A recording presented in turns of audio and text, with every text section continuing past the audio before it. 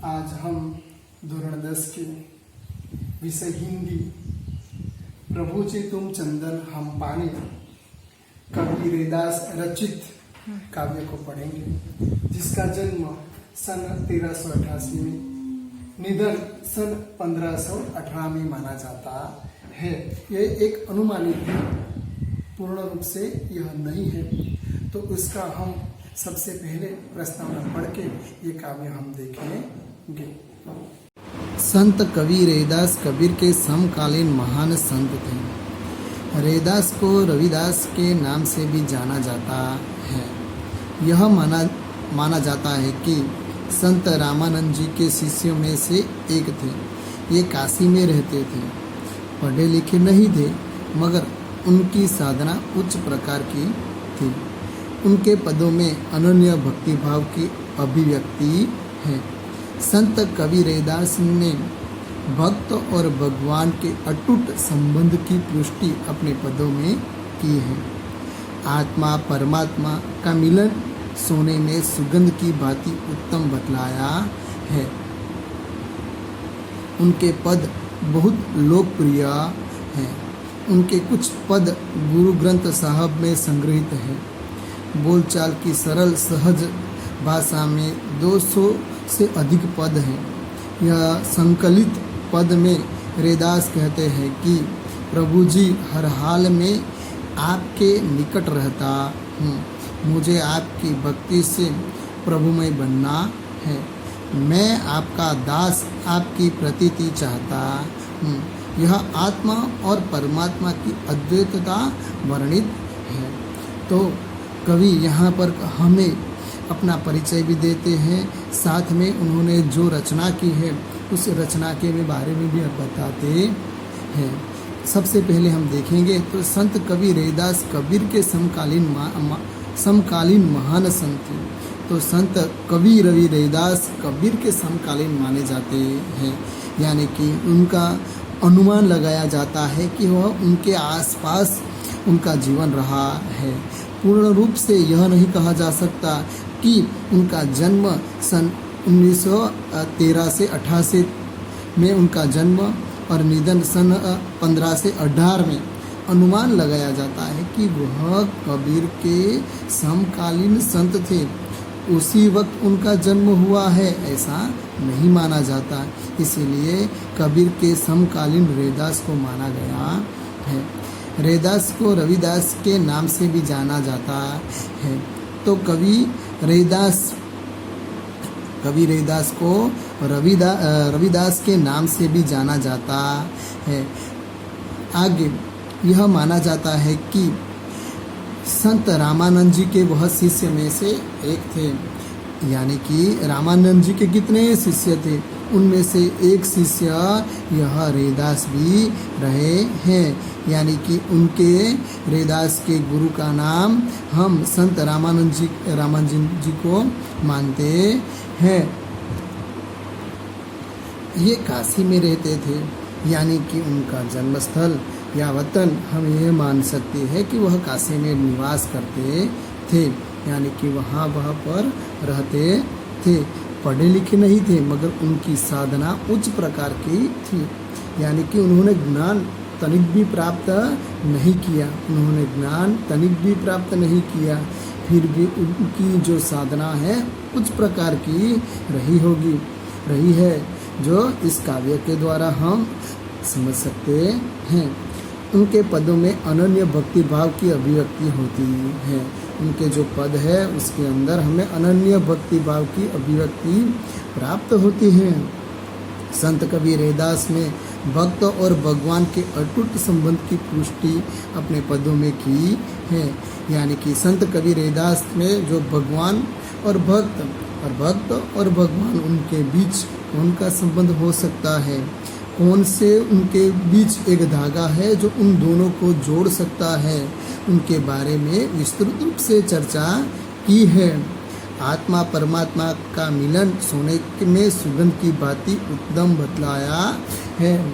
जैसे कि आत्मा के बिना परमात्मा, यानी कि आत्मा परमात्मा दोनों एक दूसरे से जुड़े हुए हैं। जैसे कि सोने में सुगंध, जब तक सोने में सुगंध नहीं मिलती, सोने की सही तरीके से कीमत नहीं बाकी जाती, उसी तरह आत्मा और परमात्मा दोनों को मिलाकर ही भगवान की भक्ति की जा सकती है। सोने में जैसे सुगंध मिलता है, आत्मा में जैसे परमात्मा मिलता है, उनको अति उत्तम बतलाया है। उनके पद बहुत लोकप्रिय रहे हैं, समाज में उनका नाम बहुत ही ऊपर है। उन्होंने जो भी रचनाएं की है, लोगों ने समाज में बहुत ही प्रचलित लोकप्रियता उन्होंने प्राप्त की है। उनके कुछ पद गुरु ग्रंथ साहब में संग्रहित है। उनके जो कुछ ग्रंथ है वह गुरु ग्रंथ साहब नाम में संग्रहित किए गए हैं। बोलचाल की सरल सहज भाषा में 200 से अधिक पद हैं, यानी कि 200 से अधिक ज़्यादा उन्होंने पद लिखे हैं। और इस प्रस्तुत पद के अंदर उन्होंने जो लिखा है, यह संकलित पद में रैदास कहते हैं कि प्रभु जी, हर हाल में आपके निकट रहता हूँ, मुझे आपकी भक्ति से प्रभुमय बनना है, मैं आपका दास, आपकी प्रतीति चाहता हूँ। यह आत्मा और परमात्मा की अद्वैतता वर्णित है। यानी कि ये जो पंक्ति में बात बताई है, वह पूरे काव्य में हम पढ़ने वाले हैं, समझने वाले हैं। तो हमें यहाँ पर याद रखने की सबसे ज़्यादा आवश्यकता इसी बात की होगी कि कवि रैदास कबीर के समकालीन माने जाते हैं। उनको रैदास को रविदास के नाम से भी जाना जाता है। और यह रैदास संत रामानंद जी के शिष्य में एक थे।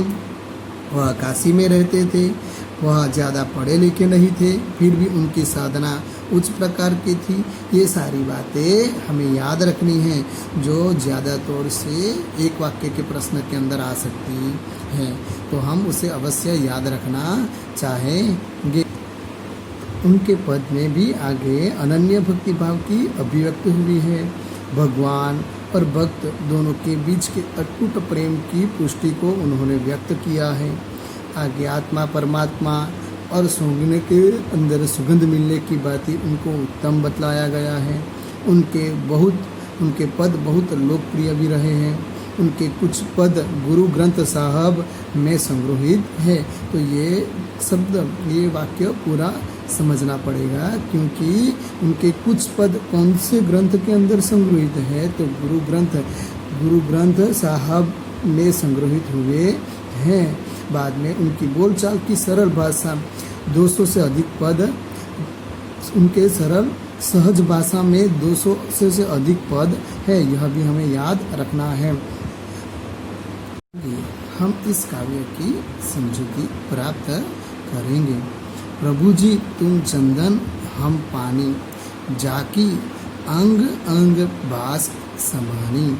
यानी कि हे प्रभु जी यानी कि प्रभु जी, तुम आप, चंदन यानी कि चंदन, आप लोगों ने सभी चंदन का पेड़ तो देखा ही होगा या चंदन तो देखा ही होगा। तो हे प्रभु जी तुम चंदन, यानी कि हे प्रभु जी आप चंदन हैं, तो हम पानी यानी कि मैं पानी हूँ। जाकी यानी कि जिसकी अंग अंग, उसके शरीर के हर एक अंग अंग में बास यानी कि क्या, सुगंध, उस बास यानी कि क्या होगा, सुगंध समाई हुई है। जिसके हर एक अंग अंग में सुगंध समाई हुई है। प्रभु जी तुम चंदन है, तो हम पानी हैं, जिसके हर एक अंग अंग में, हर एक शरीर के अंग अंग में सुगंध समाई हुई है। तो पूर्ण रूप से उसकी पंक्ति हम समझ सकते हैं। संत रैदास जी हमें क्या कहते हैं कि वह कहते हैं कि हे प्रभु, आपके प्रति मेरा समर्पण भाव चंदन के साथ पानी जैसा है। चंदन के साथ घिसने से, यानी कि चंदन के साथ घिसने पर पानी में भी चंदन की सुगंध व्याप्त हो जाती है। हे प्रभु, आप चंदन हैं, तो मैं पानी हूँ। आपकी सुगंध भक्ति भाव के माध्यम से मेरा संपूर्ण शरीर के अंग अंग में व्याप्त हो गई है। यही बात कवि रैदास प्रभु और हमारे दोनों के बीच की जो हर एक अंग अंग से वह जुड़ा हुआ है। प्रभु क्या है तो वह क्या है, वह बात हमें कबीर दास पहले दो पंक्ति में समझाना चाहते हैं।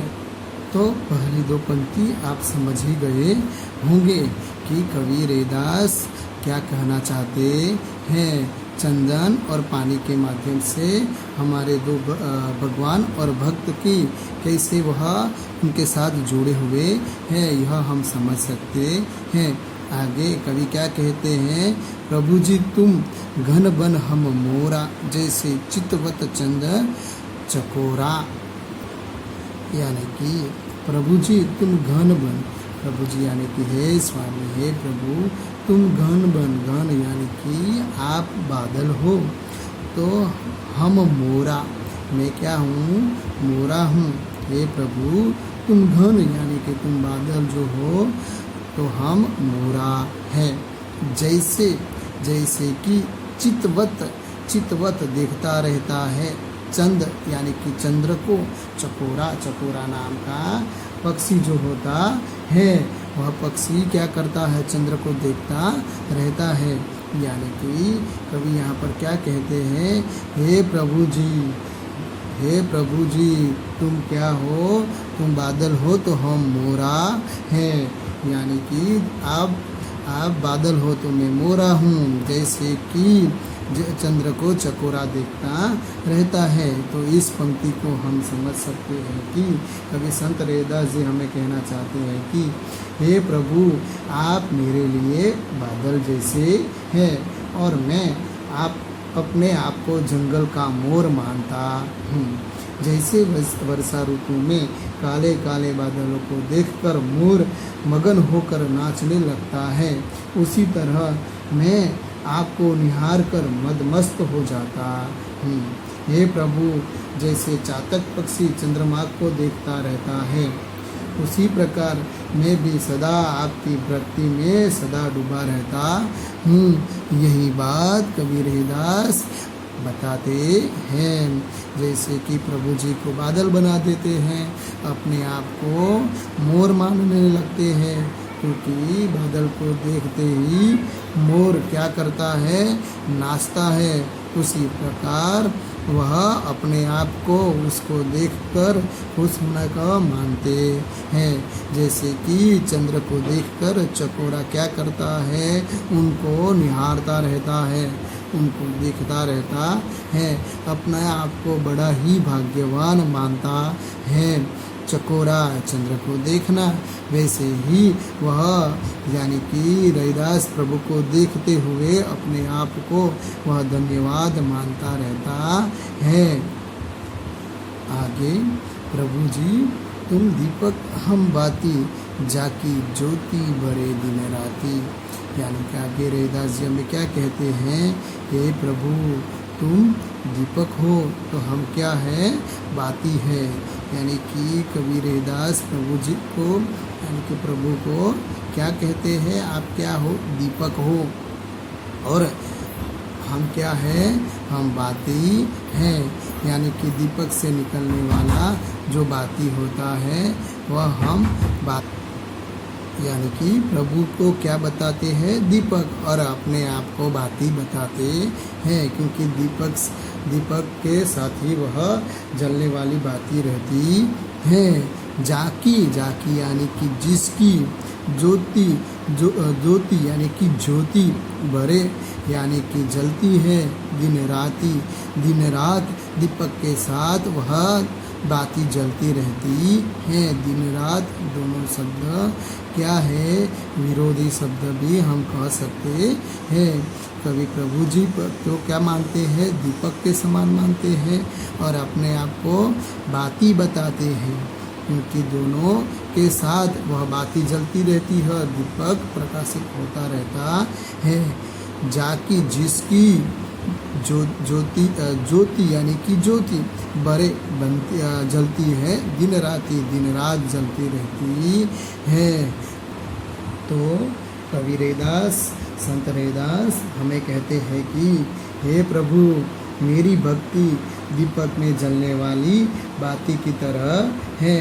जिस प्रकार दीपक की बाती अपने आप को जलाकर दीपक के साथ बने रहने में सुख का अनुभव करती है, उसी प्रकार मैं भी अपना अस्तित्व खोकर केवल आपकी भक्ति का अभिलाषा हूँ। मैं आपकी भक्ति को अभिलाषा प्राप्त करना चाहता हूँ।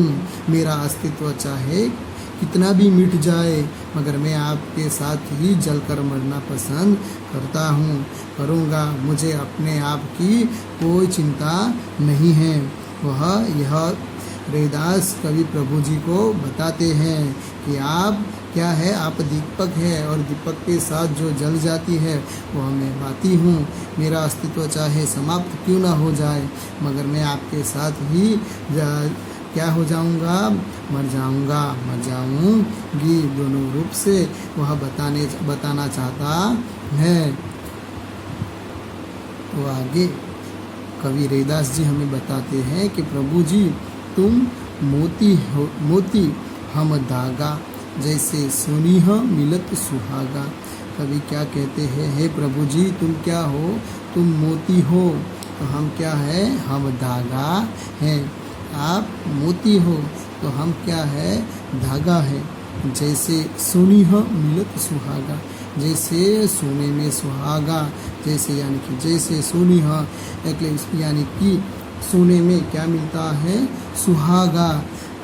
सोनीह मिलत सुहागा, मिलत यानी कि मिलना, सुहागा यानी कि एक तरह का खनिज पदार्थ जो होता है। तो कवि रैदास जी हमें बताते हैं कि संत रैदास जी हमें कहते हैं कि हे प्रभु आप मेरे लिए सुंदर और चमत्कार क्या हो, मोती के भांति हैं, और मैं अपने आप को वह धागा मानता हूँ जिसमें मोती पिरोए जाते हैं। वे कहते हैं कि जिस प्रकार मोतियों की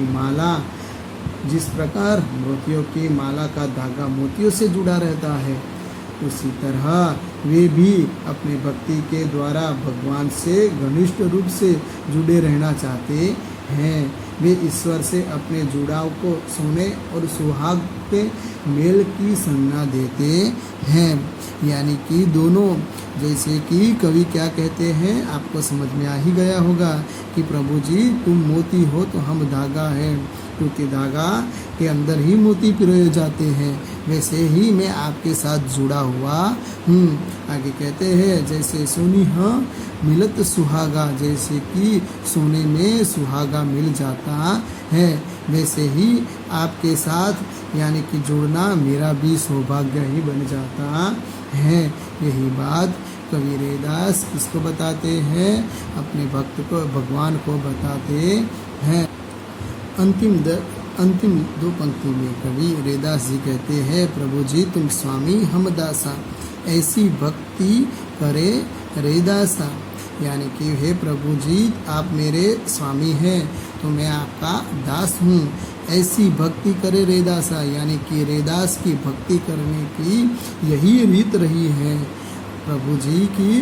प्रभु जी तुम स्वामी, यानी कि क्या कहते हैं, प्रभु तुम स्वामी हैं हम दासा हैं, ऐसी भक्त करे रैदासा। ऐसी ही भक्त रीत पद्धति जो है मेरी रही है। आप मेरे मालिक हैं और मैं आपका सेवक हूँ।